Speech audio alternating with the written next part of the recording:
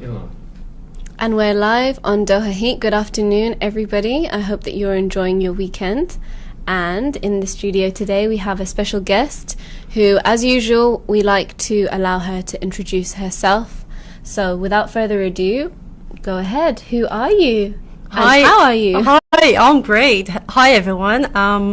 First of all, I wanted to wish Happy Mother's Day to all Polish ladies, Polish moms. Today is Mother's Day in Poland. I already got my gifts. My name is Marzena Hallam. I'm Polish Australian. I'm married to my best friend. I was lucky enough, and we have two wonderful children, Emoly and Oliver. And we've been in Qatar since 2011, and I pretty much came here because my husband got a job. Okay, so what about your personal journey? Can you tell us a little bit about what inspired you to create your skincare line? Well, I'm a little bit of an energy bubble, and I love doing multiple things at the same time. I cannot stay still. So I'm a creative person. I write a book. I'm writing a book right now about my experiences as an expert. I've got a full-time job. I paint. I like to paint. And one of the things that really got me into skincare started, I would say, when I was 4 years old. My mom took me to a local GP, and I was so scared. So this doctor realized I was scared. He put me on his desk. I'll never forget this. And he said, "Listen, darling, you see this chair here? One day you will sit in it. You will take over my job." And it really hit me. I was a little kid. What is this guy talking about? And then he let me play with his medical instruments, and I was so happy. So I walked out, and I said to my mom, I remember it so vividly. I stood in front of this big white Victorian doors, and I said, "Mom, I think one day I'm going to be a doctor. I really want to help people." And really, this guy, he passed away, unfortunately, but he instilled this desire to help people. And throughout my primary school, secondary school, I studied extra hard, thinking that one day I'll have to get into medicine, and it will allow me to be a doctor. But it's just happened that unfortunately, we didn't have money. So medicine was kind of out of the question. Yeah, so at the time it wasn't an option. No, it wasn't an option, Okay. no. So I decided to actually go for the easier option and enroll in something that will allow me to make money earlier. So I did enroll in business in law at Victoria University in Melbourne. And after I completed my degree, I got my jobs, chasing my career, but at every little success, at every stage of my life, there was this regret haunting me, this unfulfilled dream. And it just happened in 2011 when we came to Qatar. And I was working overseas, flying to my job twice a week. My husband just got a new job. He was looking after our little babies. Out of all the stress, he developed really bad eczema. And my son was having lots of really severe allergies. And because I was so exhausted, flying back and forth, being depressed about not seeing my kids, believe me that I stood in front of a mirror and I actually hated the look of my skin. I looked really old. I was having wrinkles. My skin was just all over the place, dry, then oily, pimples, then super dry. And I was also physically exhausted. So I said to myself, well, enough is enough. I need to change the priorities in my life. And I decided to focus more on my family and my own well-being. So I enrolled in naturopathy. And in the first semester, we were studying about the skin.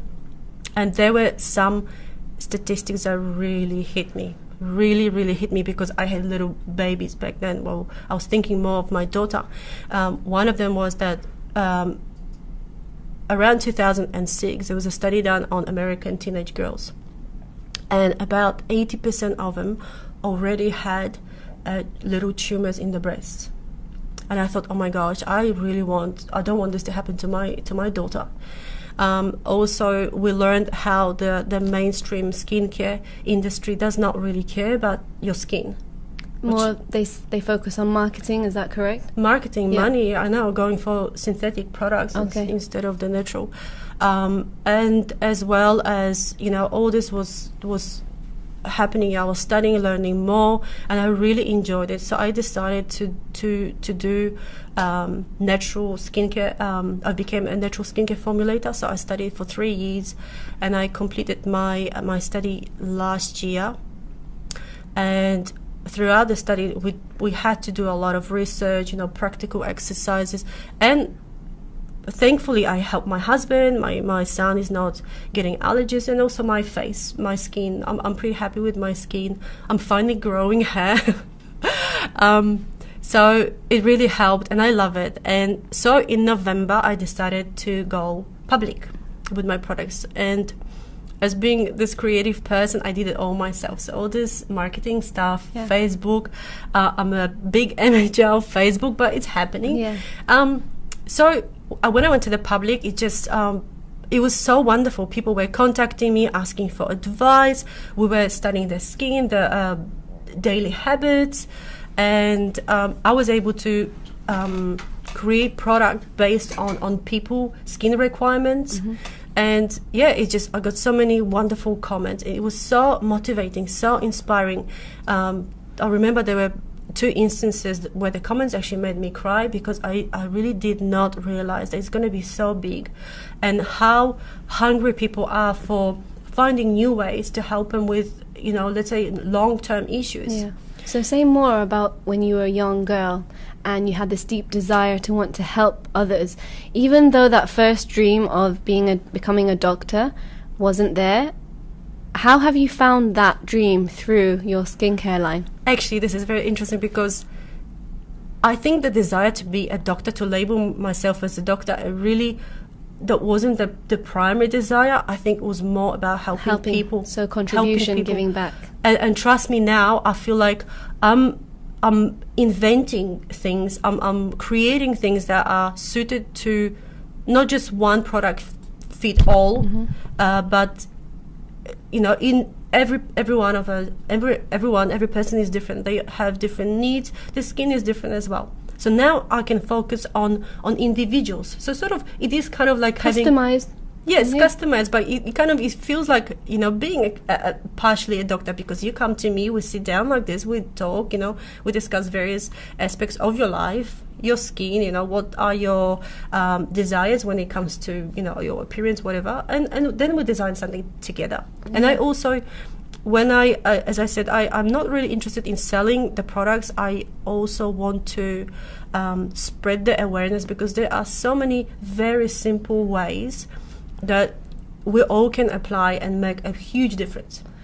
On that note, awareness. So for those of you who are out there who have, or on the fence, who have a little bit of awareness about skincare, however, don't really give it much thought. You do your regime, you might do your cleanser and your moisturizer and all of that stuff, but without too much thought, what could you say to the people out there who have just a little bit of awareness about skincare?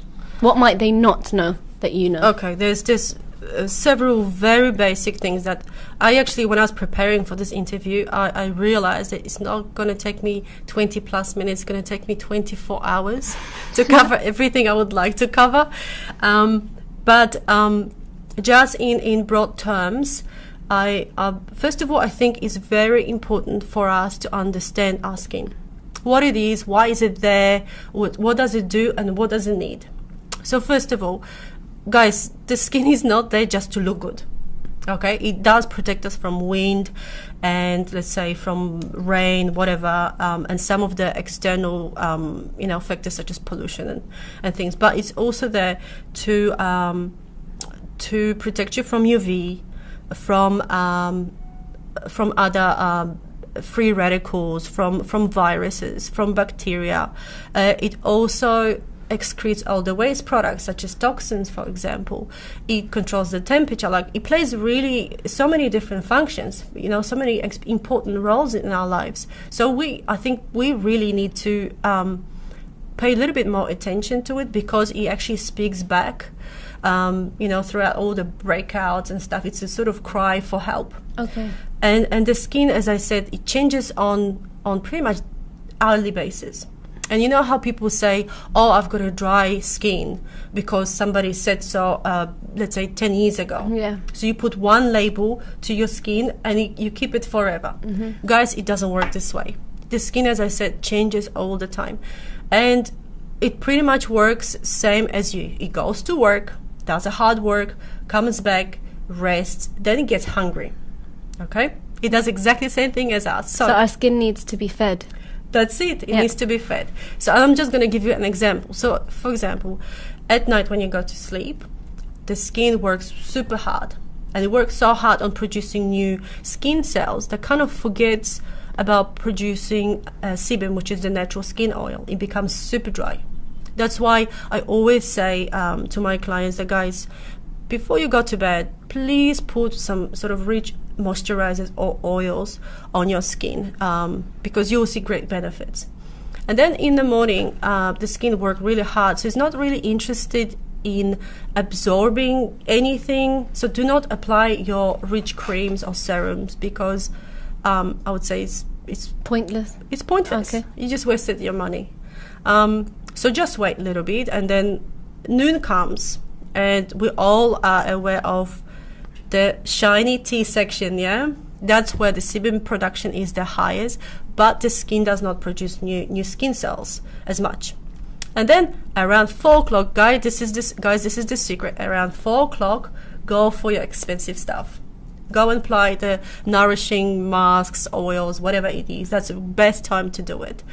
And I would say between 4 to 8, go for a nice detox, because the skin, your body temperature increases, the pores open up, your skin is ready to rest. Okay. And so by detox, do you mean intaking something? No, I'm just saying, like, application. Have a, let's say, warm bath, and have a nice herbal tea.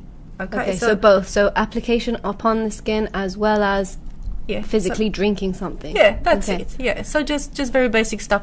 And then around, I would say, and also I would like to note here that around 8 p.m. the acidity of skin increases. So, and this is where people make big mistakes by applying, let's say, harsh peelers, chemical peelers or scrubs. Yeah, don't do it. No scrubs before bed. No, don't do it then. Very good. Yeah, and then, as I said, the moisturizers before, good rich moisturizers before going to sleep. Okay, that's very, very practical information. And for all of you out there who think they know, maybe now there's a bit more insight here. And what about those who don't even know anything about skincare, don't use any products, literally the type of people who just jump in the shower, use the same product for their entire body and even hair? There are people like that. Oh, okay. And then don't apply anything whatsoever during the day, and they call it, no, this is the way to stay natural. I'm not really interested in synthetic products, as you said. What is their option? Actually, you know what? Yeah. In my opinion, I would say that they do more good to themselves than those expensive chemicals, harsh chemicals. But for those of you who are not so aware of the proper skin care routine, guys, there are only 3 very simple steps, pretty much. Cleanse your face, and do it twice a day. And when I mean cleanse, please use products that are designed for your face, because the products that are designed for your body are constructed in a very different way. The skin on your face is different to the skin around your body. And the products, as I said, they're designed specifically for your face skin. So that's number 1. Once you do this, then do not skip toners. And people, for example, a lot of people, even I do it sometimes, they take it for granted. The toners are there for a reason. So once you use the cleanser, the cleansers are usually alkaline, where our skin is acidic. So the toners will rebalance the pH of your skin. After applying all the alkaline to remove makeup or dirt or whatever, yeah? Yes, exactly. So the toners, besides of neutralizing the pH level, they also make your skin firmer, and they will close up the pores. So now that your skin is ready for some nourishing or for some food, after these 2 steps, it's really good to apply your serums or moisturizers. So just 3 very simple steps. So the 3, just to recap, are cleanser to remove dirt and makeup if that's what you do, you wear makeup.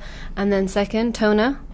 And that's just, I suppose, 1 application to balance the pH. And then enough. The third step, moisturizing. Yes. Well, there are some sub-steps that, for example, I know a lot of people, and I do it too. I do it maybe once a week. I would use dry oils, and actually I wanted to get you to try something. Why not? I've got a little test here. And what does dry oils mean? Can I just get it there? Okay, now first of all, before I explain the dry oils, that's why we're going to do the test, because you're going to tell me about the dry oils. Or rather, my skin is going to tell you what type of skin I have. And this is just in line with the Ramadan theme. How do things change when someone doesn't drink water for extended periods of time, like during the fast, whether Ramadan or Lent or any other type of fasting season? Moisturizing skin is very important, and moisturizing from outside in and inside out. So so what can one do who's fasting, who doesn't take in any liquid or food for that matter for between 15 to 21 hours, depending where they are around the world? What can you do? So you can apply products. Can I have your other hand? So we've got 2 different. Sorry, guys, I'm going to explain to you maybe what I'm trying to do. So I've got 2 different types of oils. So on my left hand, what is that you just put there? I will not tell you. I'll tell you at the end. Yeah. Very good. Okay. And let's just keep talking. Okay. We'll see what will happen. Okay. So as I said, moisturizing is very, very important. Keeping the skin hydrated. I would say that for you guys would be important to apply good hydrating products. Some really good moisturizers or even oils that are a little bit occlusive, or humectants, that such as products that contain honey or glycerin, but some people might be allergic to glycerin. So should someone be observing a fast for a long period of time, does that mean that your hourly suggestion that you said before, which is like the typical normal day, morning time, noon time, 4 p.m., for someone who's fasting, would that then change, and you would like to moisturize all day long, or at least what would be ideal for someone who has no water in their body? I don't think the production, that the daily work or job of skin changes. It will still stay the same. It will be the same, because as soon as you go to bed, that's where your body rests and skin goes to work. Yes. So I don't think this actually changes. It's just, it's probably very important for you guys, because you don't, drink water. At least get the skin hydrated from the outside. Okay, so from the outside, what would be your best advice to someone who's fasting, doesn't intake water, but would like to hydrate their skin during the day? Okay, so there is a substance called humectant, and I just mentioned this before. Humectants are ingredients that absorb water from the air and attract it to itself. So they would make sure that there's all the moisture is kind of stolen from the air and kept on your skin. So they are very good. And as I said, the best humectants are honey and glycerin. But honey and some glycerin. people, very good. So 2 things. But when actually speaking about the condition of skin or the well-being of skin, for you guys, I also would suggest, maybe not just for you, for all of us, because when we talk about skin, girls are very concerned about, they always talk about collagen or elastin. Okay, and for those who aren't aware, which most of you probably are, but collagen, what is it? I'll explain it. So it's a protein that is responsible for the strength of the skin, keeping things together. Yeah, tight skin. Yes. No, that's actually collagen. Elastin. Elastin is the one that allows your skin stretch and then go back to its normal state. So as we age, obviously the production of both these guys, because they always go hand in hand, reduces. And do not get depressed. There is maybe not a best cure. There's no cure for it, but we can postpone it, or we can help the body to with managing insufficient amount of those two. So one way is to use products with hyaluronic acid. You probably heard of this product because it's very popular these days, and also for you guys. So because you're fast and your body needs more moisture, your skin needs more moisture, I would suggest the products with this acid are really good. And what this is called HA in short, hyaluronic acid, retains collagen. So helps to retain collagen. Where another substance, which is also one of my favorite ingredients, it's called squalane. Squalane, it's a stabilized form of squalane. Both of them are actually produced by the body naturally anyway, like the hyaluronic acid and squalane. And what squalane does, it's probably one of the most popular ingredients now on the market. And what it does, it plays several functions, plays several roles. One of them is that it's antibacterial. It actually stimulates growth of new cells. It keeps moisture on your skin, and it's antibacterial, as I said. Yeah, it's just, that's one of the really, really good, super popular ingredients these days. And last one, and this is pretty much common sense.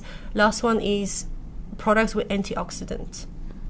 So antioxidants are products that will protect you from free radicals. Free radicals can cause cancer, but also they will protect you from your skin oxidizing, which is pretty much aging. And they are very simple. Like you can get them even in a pharmacy, like vitamin E, C, grapeseed extract. Yeah, and so so look for products that contain maybe not 3 of these in one, but hyaluronic acid, squalane, or any form of antioxidant. Do you see any difference? I do. I'm looking down at my hands now, and what was applied on my left seems to have disappeared or been absorbed. Almost, yeah. Yeah, it's still a bit shiny, but it's yeah. And the one on my right hand looks extremely wet. It looks like someone has just tipped water onto my hand, and it's just stayed there in the same spot. Awesome. So what's going on here? Yeah, what going on? Yeah. Now, guys, almost everybody says oils are oily. Well, this one isn't. Exactly. So now there's a very popular... I don't know if you can see. I don't know if the people can see. So that my right hand is still shiny, oily looking. But anyway, people on the podcast, you just have to use your imagination, yeah? So your left hand, yeah. This is called the dry oil. Dry oil. Yeah. Okay. The molecules are much smaller. They get absorbed much quicker. And these products, I actually love dry oils because they have lots of nutrients that actually get into your skin. The product on your right hand is very oily. It's a heavy oil. Mm-hmm. It's actually a castor oil. Castor oil. Well, this is evening primrose. Mm-hmm. This product is good for it's a good evening moisturizer to prepare the skin for bedtime. Yes. Yeah, so evening moisturizer, castor oil, and the evening primrose. Yeah, I would probably not use it by itself. I would use it in combination of some active ingredients to improve the benefits. But yeah, that's what it does. So there's a huge difference between these two, and they are they design differently and they serve different purpose. Mm-hmm. Okay, so I'm glad we did this. Okay. Yeah. Very good. So what you said that your deep desire was actually to give back and to support others in whether it's advice or whether it's being empowered or inspired. So how do you do that on a daily basis with your skin products? If it's not so much about the business side or selling, it's also about the awareness. Yes. So. I do workshops. I get some girls to come around. We test my products. They give me feedback, and even some of the marketing materials. So as you can see, can I? Yeah, please show us. I don't know whether you guys can see it. So I've got 2 different designs. Okay, so I actually created this one first. This is all like green, sort of symbolizing the eco and and natural products. And then so I made this product, and everybody was commenting saying, "Oh, this is really cool." But then I thought, well, it doesn't really represent what I'm trying. Like it's not really me. So I created another one, and during the product testing sessions where I was educating the ladies about how to use product, what happens, all the dangers associated with bad ingredients. So they, for example, would give me feedback, and a lot of them said, "Mars, this looks much better. This is also just a prototype. It has not been printed on the proper material yet."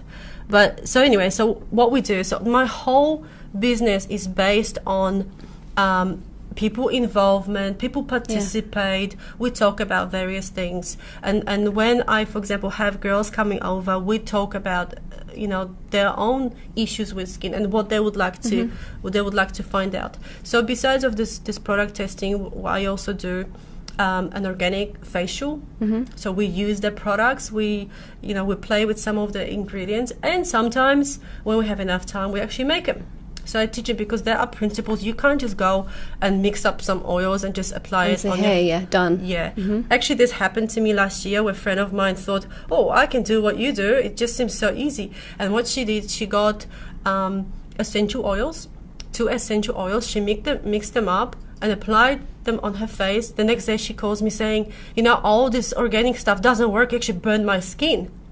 And she didn't know that you never put an essential oil directly on your face. You need to mix it with a carrier oil. Right. So it has to be in small quantities as well, right? Exactly. So for example, there are certain principles to follow. So for face, you would use only 1%, actually 0.5 or... Like one tiny drop, is that right? Yeah. That's exactly right. So she didn't know. So during the workshops that I do, I let the ladies know what principles to follow, and they mix them up and mix up the ingredients, and we have fun. But there are some also, because you were saying about how do you spread the awareness. As I said, there's just so many simple things for us to know, and they really are common sense if you know, and they're so easy to apply. Like, I don't know how many of you know how to read the ingredient list. Do you? How to read the ingredient list on the back of an organic product or on a... Or any, actually. Or on a synthetic store-bought product. Yeah, so for example, let's take this as an example, okay? So you've got lots of different products, ingredients. Right, so I don't want to embarrass myself, but let's have a go. Here we go. So we've got water, cocoa, what's that, glucoside? Glucoside. Yeah, but that's, Caparil. So you would have, yes, exactly. You have the English name of this ingredient, and there's as well as Latin. Both. Yeah, Latin. Yeah. But the trick with this is, so why is it important to have this order of the ingredients? Do you know whether it's whether it plays any significance in terms of how to read it? Potentially how it's been mixed or to what quantities. Yes, very good. So the items that you see at the top are the higher percentage. That's it. Okay. And lots of ladies or lots of people don't actually know this. So knowing that water is number 1, then it means that this is mostly made up of water. That's correct. Okay. This is a shampoo, actually. So this is a combination of water and cocoa glucoside.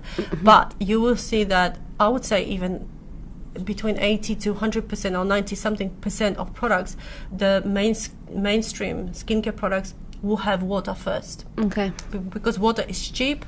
And it just takes space and makes up the bulk of the product. Exactly. But so the lower you go, obviously the least it becomes lesser and lesser in terms of the amount of specific ingredient. But ingredients that are less than 1% don't have to be named. Okay. So here we go. So in this whole bottle, you don't know what's this 10%. What's the 0. Whatever percent. Yeah. Okay. So that's the trick. So what happens then? This leads me to the next thought. What about synthetic products that have a great marketing hat on, and they know that some of their dangerous products are 0.0.0, and they don't bother mentioning them? Is that what we suffer from? That's correct. Yeah? That's what's hidden. And you often...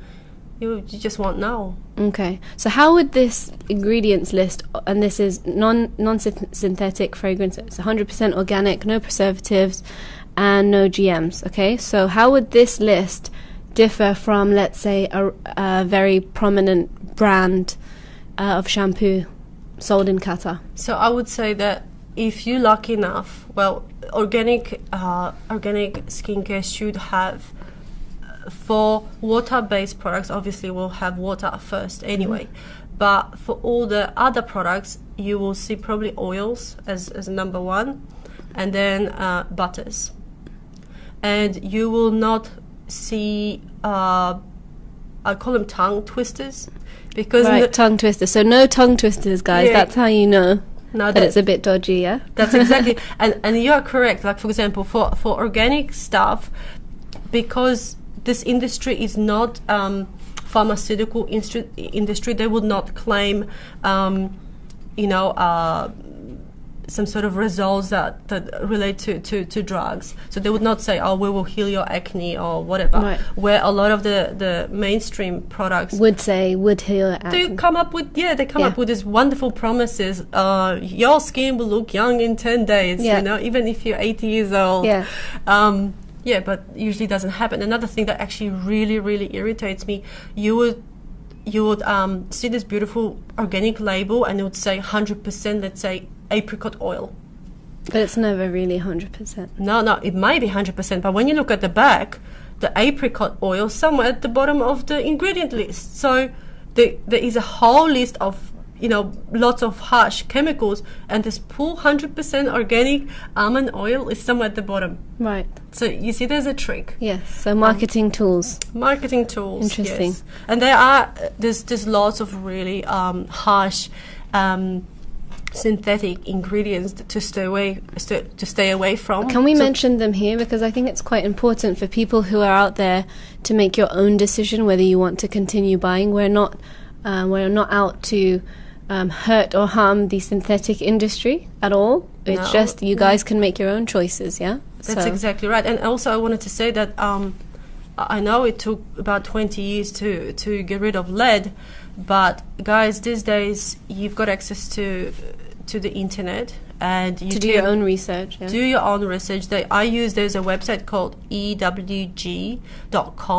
They will give you a rating of how harsh certain substance is. So use them if you're unsure, because there's also on the internet there's lots of misleading stuff. Some people will say this is good. This is some other person will say no, don't use it. But and there's lots and lots of harsh, really dangerous toxins or ingredients that will affect your not just skin, but hormonal. They will cause hormonal imbalances or mood swings, even organ malfunctions. There was lots of cases, where somebody's kidney was playing up, and they didn't know till they did a proper test. Or, well, we know cancer is one of them. But another thing to remember is that you will apply a product, you might not see. You might not get straight away allergic reactions. So let's say after a month of, a few weeks of applying the same product, all of a sudden you've got red spots everywhere. And what normally happens, we would say, oh, what did I eat yesterday? Yeah. It's always what did I do yesterday or the day before, but not what have I been doing for the entire month. Exactly right. And as I said, a lot of it would just accumulate. And unfortunately for girls is breast, but it will accumulate and sometimes will show up in the form of allergies, skin allergies, and really this is actually a lucky sign, because as I said, this means catch it now, basically. Exactly. This is your body saying, please help me, instead of attacking the organs and affecting them in a really bad way. So you were saying about the ingredients. So I've got some of them, and some of them are really hard to pronounce. So let's go ahead. Let's try the first one. Yeah, so things, so there are pegs. They're pretty much all preservatives, or there are some sort of enhancers or penetrators.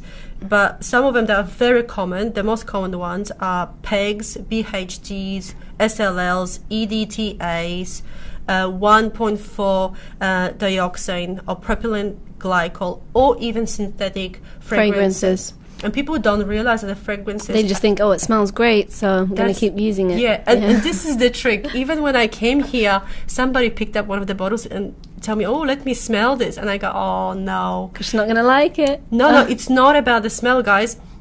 I mean, this is all natural stuff, and you know, lavender, whatever, if you like lavender, but people always associate a good product with good smell.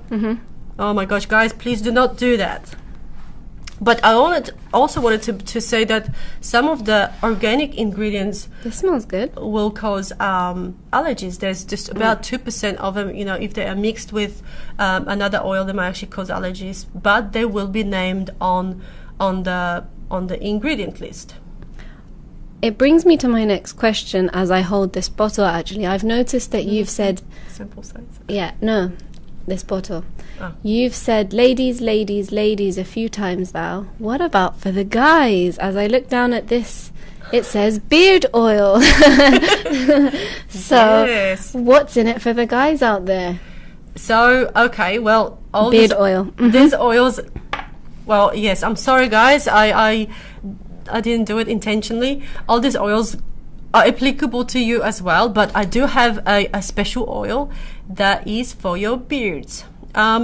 This oil will help you to grow.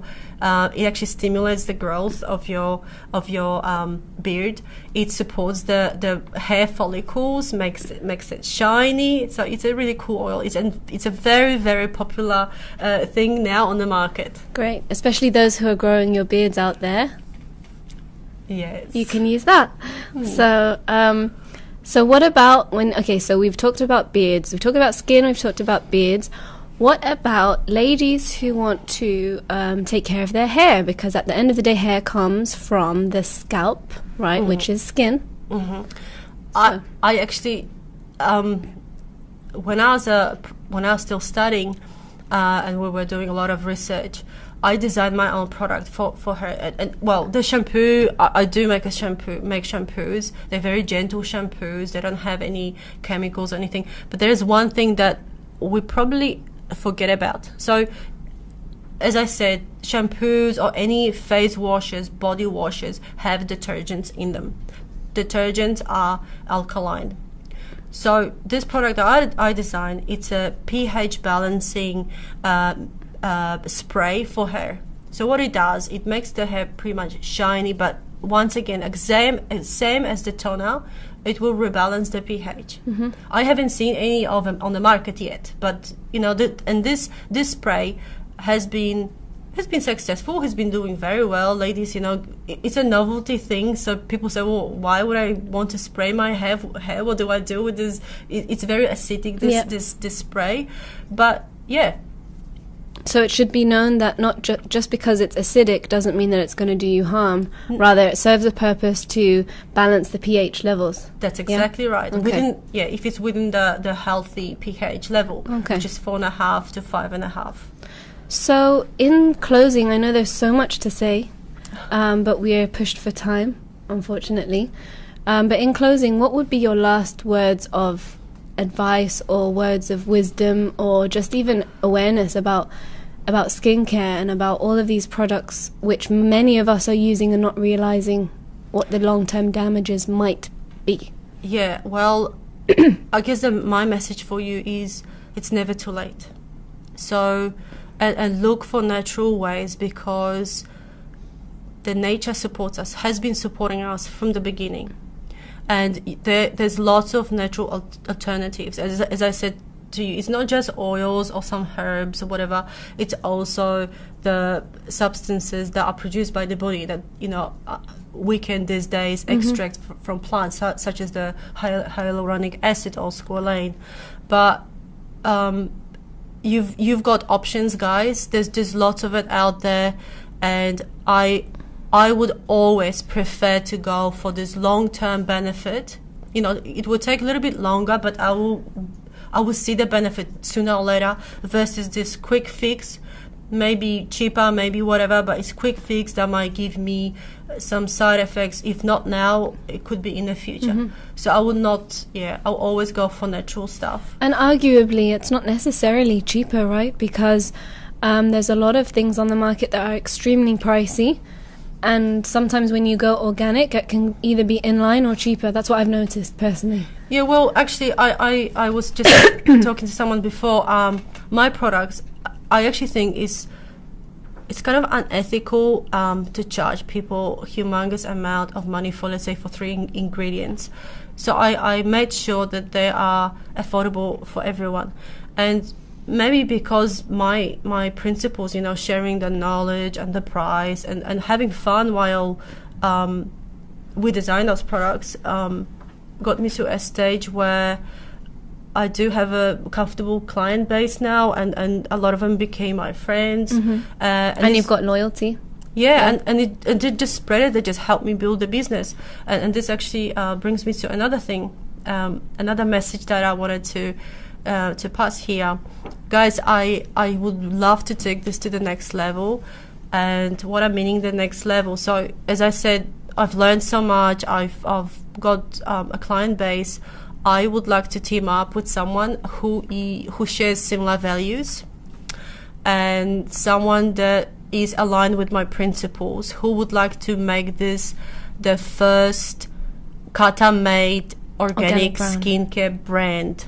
So if there is anyone out there who is thinking like me, please connect with me, and we can do it together. And if you'd like to promote your social media handles now, and we will also put it in the comment in the write-up after this, how to contact you and so on. But for now, what's the name of your product? What's the name of your brand?